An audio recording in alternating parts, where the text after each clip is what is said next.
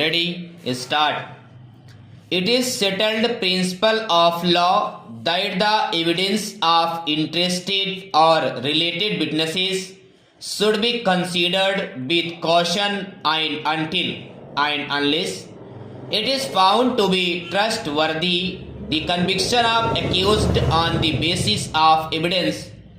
of related or interested witness is not justified. In view of the discussions made above, the considering the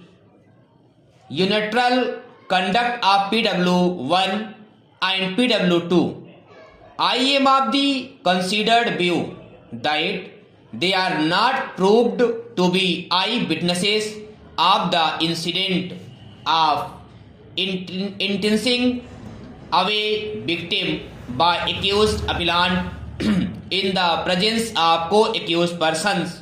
or otherwise. Their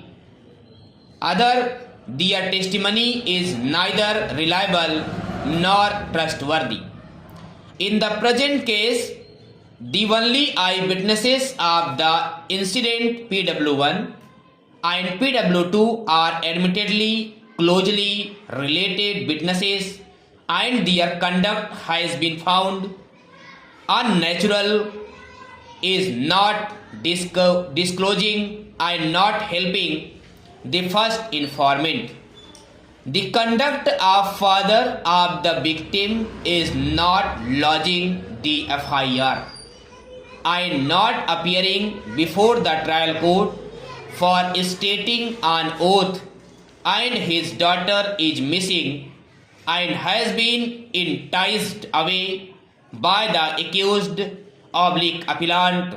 with the help of other co-accused or otherwise. And the conduct of PW3 first informant,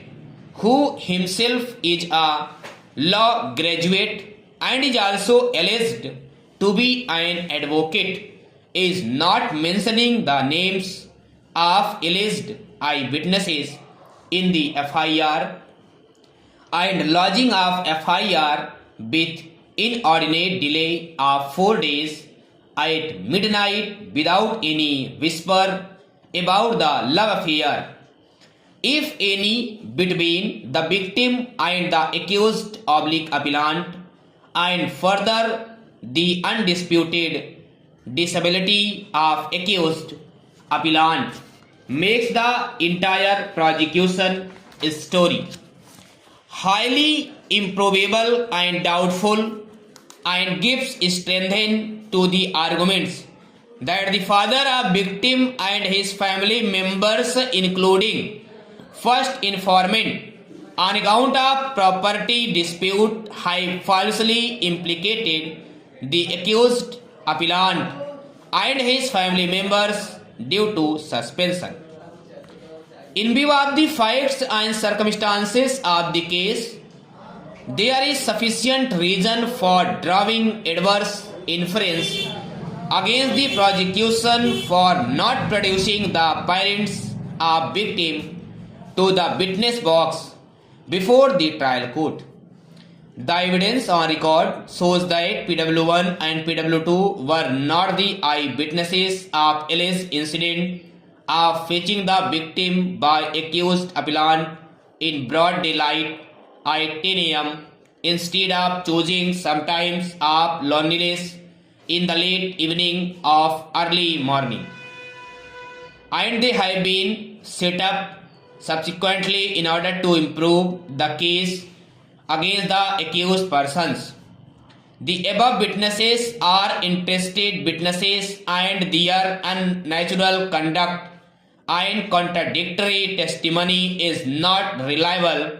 for holding the accused appellant guilty,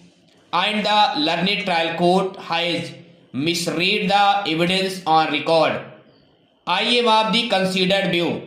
that the prosecution has failed to prove its case to the hilt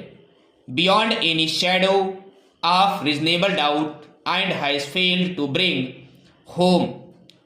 the charges against any of the accused by any cogent, reliable, independent and trustworthy evidence. Considering the totality of facts and circumstances, it is a fit case where the accused appellant is entitled to be given the benefit of doubt and the prosecution case is liable to be rejected. The accused appellant is also entitled for an order of acquittal